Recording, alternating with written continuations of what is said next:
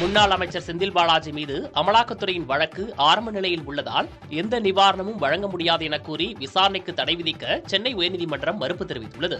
வேலை வாங்கி தருவதாக கூறி பணம் பெற்று மோசடி செய்தது மூலம் ஈட்டிய பணத்தை சட்டவிரோதமாக பரிமாற்றம் செய்ததாக செந்தில் பாலாஜிக்கு எதிராக சட்டவிரோத பண பரிமாற்ற தடை சட்டத்தின் கீழ் அமலாக்கத்துறை வழக்கு பதிவு செய்துள்ளனர்.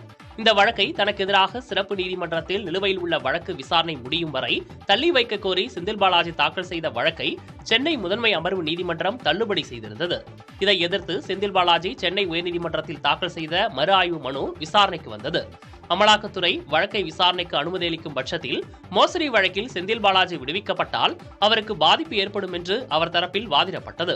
அமலாக்கத்துறை வழக்கு ஆரம்ப நிலையில் உள்ளதால் எந்த நிவாரணமும் வழங்க முடியாது என கூறி அமலாக்கத்துறை வழக்கு விசாரணைக்கு தடை விதிக்க நீதிபதிகள் மறுத்தனர்.